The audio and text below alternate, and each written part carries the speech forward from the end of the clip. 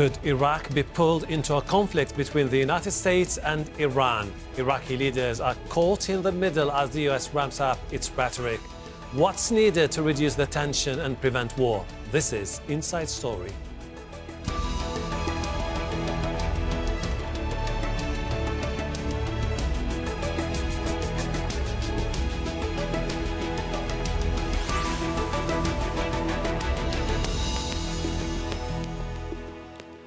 Hello and welcome to the program. I'm Hashem Ahelbarra. The United States is raising the stakes against what it calls threats from Iran.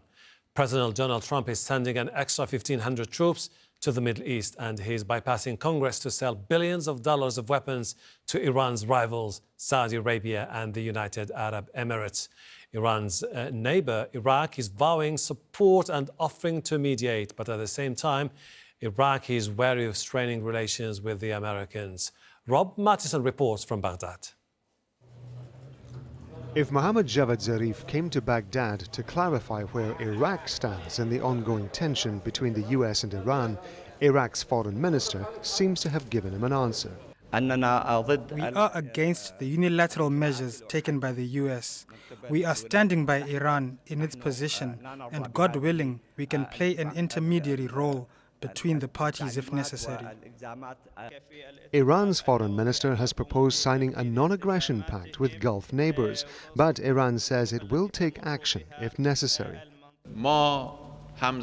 We will defend ourselves against any efforts for a war with Iran, whether it is a military or economic one that would victimize the Iranian people. We will face it with strength and resistance. Iran and Iraq have close ties through trade, culture and religion. But Iraq relies on US and foreign troops to combat the threat of ISIL, and it needs foreign investment, especially to develop its oil fields. Iraq has been doing a diplomatic balancing act for years, and some say that puts it in a perfect position to be able to mediate between the United States and Iran. But to do it successfully, like most negotiations, it has to be seen not to take sides. There are also fears that some Shia armed groups in Iraq, who are allied to Iran, might decide to upset that balance. They might decide to take their own action, their own initiative against US assets in Iraq.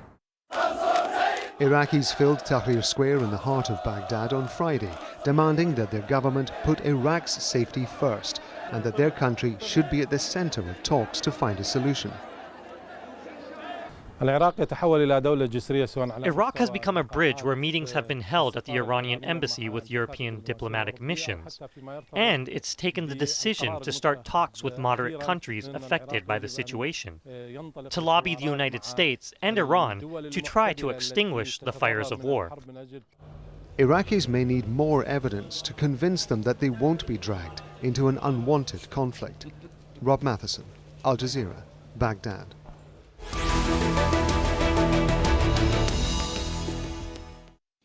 Let's bring in our guests. Here in the studio is Andreas Kreig, Assistant Professor at the Defence Studies Department at King's College, London. In Beirut, Sami Nader, Director of the Levant Institute for Strategic Affairs.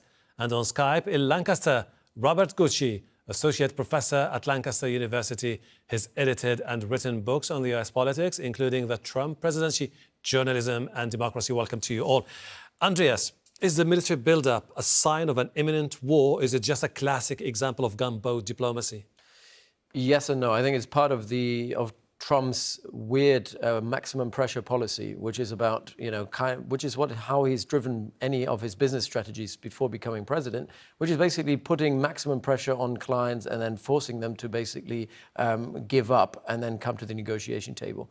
That might work in the business sphere, I'm not sure, but it definitely doesn't work in international relations. And when we see what's happening here with Iran is it's all about narrative here. It's about building up a narrative of a posture, signaling strength, power, and somewhat an escalation of tension, if you will, by always sending more troops, and making it look as if there was a build-up. In reality, I think it's not a build-up. All of this is within the realm of normal operations, but it is how this has been framed. I think it has been framed by the media in that particular way. It has been framed by the US government in that way to make it look as if the US is ready to go to war. I think we're still, hopefully, quite far away from a military escalation. Sami, with the US accusing Iran and its proxies of planning attacks on American forces, how do you see this crisis contained and at what price? I mean, there is a point that Iraq, in particular, has no interest to be dragged into such a conflict. Now the Americans are putting pressure, they are building up militarily, but I don't think that they have an interest in waging a military action. Why? Because the economic sanctions are doing well, and they are putting enough pressure on Iran, and the military buildup, in my view, is, I mean, an attempt to dissuade any attempt from Iran to not to wage a war, but to resort to a military action in order to change the balance of power in the region and to try to achieve a breakthrough or any leak in these sanctions that are putting a lot of pressure on Iran economically and socially. Robert, many try to depict this as most likely going to be an easy ride for the United States of America, but we're talking about Iran, a country with a huge influence in the region, upgraded military capabilities, particularly when it comes to its ballistic system, and they are there when you need them most in places like Iraq, Afghanistan, and Syria. So how do you see the potential for any military confrontation?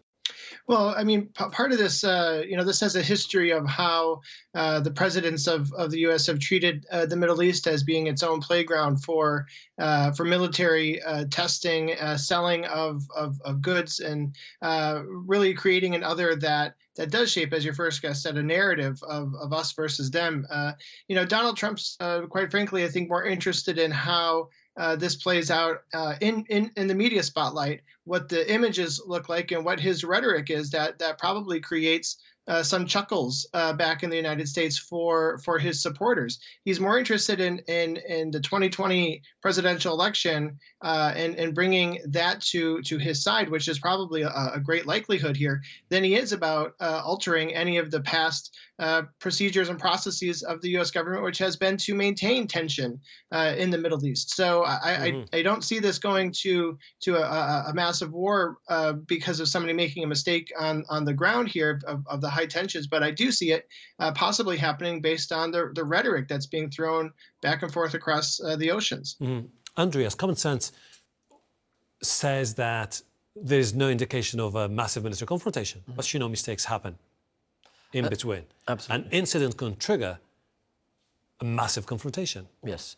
And I think that's where we are in the era of weaponized narratives. So narratives are not just in the information space. It creates real tensions, and it is actually matched up with action as well, as we see with the deployment of particular components of the U.S. military into the Gulf. At the same time, the other side, the Iranians are responding with narratives, but they are also playing with fire. They are maintaining one of the biggest networks, or the biggest network of surrogates across the Middle East. Many of these surrogates, and it's very important to highlight here, are not part of the command and control system of the Iranians. They act on their own. They're almost autonomous. The Houthis, for example, receive massive support from Iran, but are still an independent actor, and they might play the role of a spoiler. So we've got these tensions. We've got two relatively rational state actors here, Iran and the United States, not willing to escalate, not wanting a war. And then you have a lot of gray area operations, particularly by Iranian surrogates across the region, which might be wanting to test the resolve of the U.S. government and trying to escalate. And in this kind of, in this kind of space, there's a lot of room for error, which might just blow the entire powder keg open. Sami, you've mentioned earlier Iraq's role in mediating in the crisis. But what can Iran achieve in this particular crisis? I mean, Iran is trying through Mr. Zarif's visit today to leverage its position in Iraq, because Iran succeeded, at least since 2008 up to 2015, to exert control inside Iraq. Plus, it developed and it supported some proxies, some militia proxies, whether Kata'ib Hezbollah or Harakat Hezbollah al-Nujaba, Badr Brigade. There are 4 militias that are under Iranian control. However, there is a change in the Iraqi society, and it was the big sign of this change was the demonstration that took place yesterday.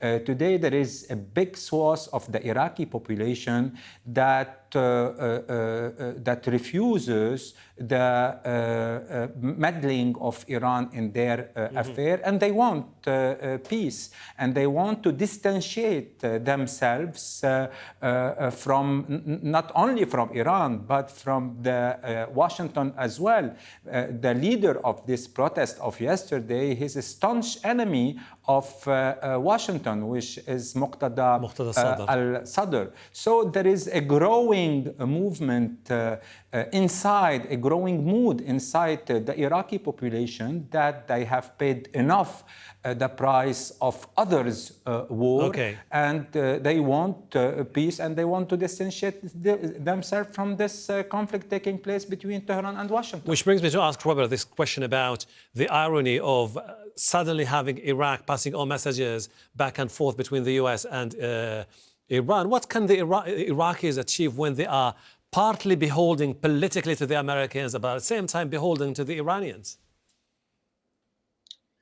Well, it is quite ironic when the U.S. government came out and said that non-essential U.S. Military should leave, as though the country of Iraq was not safe for Americans anymore. It was a bit of an irony after everything that the U.S. government did to say that it was safe. I mean, Iraq is in a tough spot here. But to be completely clear, the U.S. is using kind of the idea that Iraqis don't want quote unquote freedom or quote unquote democracy, which they may or may not want. They're using that as a scapegoat for allowing Iraq to be into these tight spots where they don't necessarily know who's which side to go on. It's a tough call here to try and play this middleman with particularly with Donald Trump on the U.S. side, and so this tension, and if this fails, and if Iraq isn't able to perform as some sort of mediator well enough to make the United States happy anyway, then the White House is just going to sit back on its heels and say, well, we tried to do everything we could for this nation, and it's just not working out, without taking the responsibility for U.S. intervention in societies other than their own, particularly in the Middle East. Andreas, you've said earlier that both parties are exaggerating their capabilities, are trying to use it in a way to frame their own narrative. We've seen the Iranians at the same time saying that any warship that goes into the area could be sunk by secret weapons, Iranian secret weapons. We've heard also Rouhani floating the idea of triggering a referendum on the nuclear agreement. How genuine is this from the Iranians? I mean, I think to talk about the referendum, the Brexit vote has shown actually how bad referendums work on some such delicate issues. And I think the Iranians are this is again posturing, trying to maybe find an attempt to politically justify why they stick or don't stick with the deal. I wouldn't take that too seriously. When it comes to the capability question here, the Iranians obviously have that surrogate network, of which they control some more than others. But they also do have hard conventional capability, particularly in the realm of ballistic missiles. And I think this is where much of the concern is here in the Gulf, in the GCC, Arab GCC countries, in terms of the capability that Iran can bring to bear. They have an absolute overload of ballistic missiles of different ranges that the air defense systems on the Gulf side, of the Arab Gulf side, could not be dealing with. The Americans know that. They would be overwhelmed completely. And they have capability to strike, as they said, US warships, not really with secret weapons here. We know how these weapons operate. They're relatively sophisticated, but their US infrastructure is definitely very vulnerable to this. And I think what is key here now is to understand that the Gulf doesn't want, not Saudi, not the Qataris, not the Emiratis, want a major combat operation, because they would be the first ones to suffer from the backlash and retaliation from Iran. Sami, we've heard also the Iranians say that they have quadrupled the uranium enrichment to 3.67%, which was within the limits of the 2015 nuclear agreement. But isn't this an indication that the Iranians are saying that at the same time they are also ready to pull the plug on the deal if the situation gets worse? Yeah, but I don't know how smart is the move, because sticking to the nuclear deal helped them to create and to deepen the divide between America on one side and Europe on the other side. And this was very helpful to Iran upon the last decision. And this will help or will push them to more isolation. I think that Iran doesn't have any interest in a classical type of war. Just to build up on your last question with the guest, I think that Iran has developed smartly some very efficient military asset. One is called the proxies, the second is the ballistic missile, and putting the ballistic missile in the hand of the Houthi and training militias in Iraq and Lebanon that could at any point threaten American interest, but without bearing any responsibility. This was part of Iran's strategy in the region. So I won't be surprised if Iran, if it wants to retaliate, if it has no other choice, it's so much under economic pressure and it has to retaliate, it will use one of these proxies at their command. Robert, but when you have the Supreme Leader, Ayatollah Khamenei, saying or delivering a rare rebuke to Rouhani and Mohammad Jawad Zarif, blaming them for some of the blunders on the nuclear deal, saying that it's riddled with ambiguities. Is he trying to say that if I decide to step in, it is going to be really tough action for my part? Well, you know, I think these deals are often struck with very fine lines between them, and there's always a hedging of bets when you go into these types of negotiations. It seems, in the sense that we expect the other party to constantly perform as it always said it would, and that there's an expectation that I would perform the way that I said that I would. But times change in the sense of how these negotiations go on and how they end and how you feel at the end of those negotiations, particularly when you have pressures from outside the region pushing one way or the other. So we have to be cautious in the West, particularly on how we talk about war and how we talk about striking another nation, because these lines are always moving, and there's always a lot of tension. One wrong move from the White House in particular can really get these parties to jockey a very tense situation that they're already balancing. Andreas, to what extent is John Bolton, the National Security Advisor, is the key player now in shaping this whole policy against Iran? Well, I wouldn't call him a policymaker, because there is no real strategy or policy here. I think it's pure ideology. And, you know, the funny thing is that someone like Bolton would always go and say the mullahs, the deep state of the mullahs in Iran, they're all ideological players that, you know, they're irrational. If you look at Bolton, he is on that same level. He's an extremist ideologue, obviously not an Islamist one, but on the other end of that spectrum. And he is driving the narrative. And he has for years been trying to frame Iran as the menace in the region, the biggest threat to national security, without any substantiated evidence. So everything he does is he's framing that securitization effort, which is basically creating a threat out of nothing, trying to look for pretexts that he can then use and blame on the Iranians. And I think him and Pompeo in particular are also the ones who are framing the White House, who are pushing the White House to say, look, you need to do something about Iran, despite the fact that Donald Trump himself doesn't want a war. And he's run on a ticket in 2016 saying, I don't want another war in the Middle East. So why would he escalate with Iran, of all players, where the US stands the least chance of actually coming out with a victory? Sami, many have been saying that the Iranians' reaction to the American move has been blown out of proportion. But, I mean, for any Iranian military strategist, if you have someone like Bolton on the other side of the Atlantic, pushing for an agenda, saying in the past that he thinks Iran should be bombed to set back the clock in its nuclear program. Don't you think that the Iranians should be really genuinely concerned about what's happening on the ground? I think they are concerned, and I do believe that they want to negotiate, but they are still waiting for November 2020 because they prefer to negotiate with someone different than Trump. There is always this nostalgia in Iran and among Iranian circle to the Obama era. And this era will not return. And there is some kind of trend to put all the blame on the hawks in the American administration, and there are hawks like Mr. Pompeo and Mr. Bolton.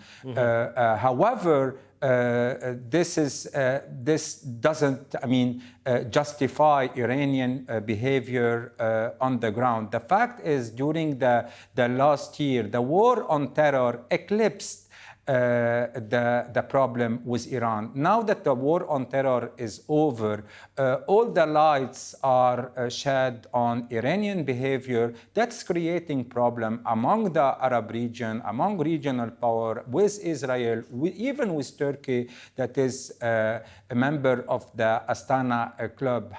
That means there is something in Iranian behavior that needs to be addressed in order to find a peaceful settlement for this crisis. I see your point, but I think this is going to be my question to Robert. But there are issues also to be addressed with the Trump administration because, common sense, we're talking about one of the most volatile, dangerous areas in the world, beset by conflicts in Afghanistan, in Syria, in Iraq, in different parts of the region. But suddenly you're trying to create a conflict that could degenerate into a protracted military confrontation. How do you see it, Robert?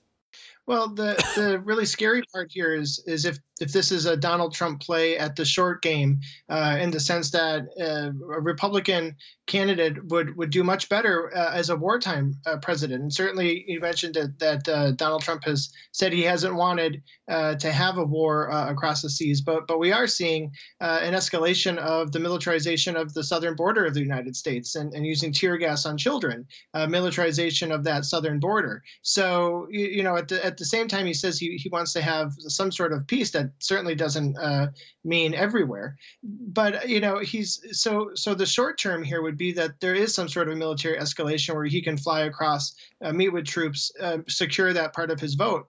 And not really thinking about the long game. I think it's pretty likely we have a second term for him. Mm-hmm. And if this is how he's playing the short term, it's kind of scary how he would play out the long term. If there were an escalation, how does that stretch out over years? These are interesting times anyway, Andreas, in the US. If you compare Trump to Bush had a global coalition and he had the backing of the Congress. Trump doesn't seem to have neither when it comes to the war or the push against the Iranians. Isn't this likely to be doomed to failure?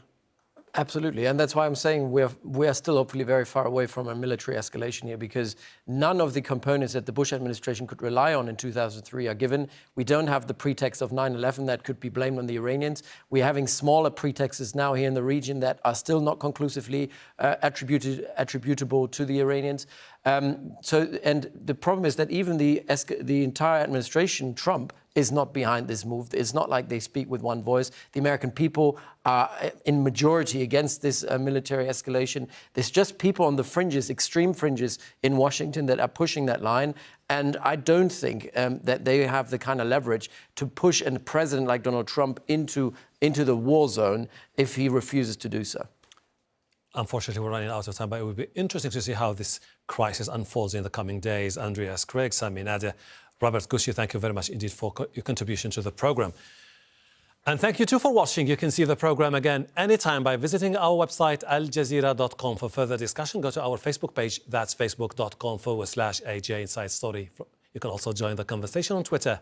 Our handle is @AJ Inside Story. From me, Hashem, Ahelbarra, and the whole team here. Bye for now.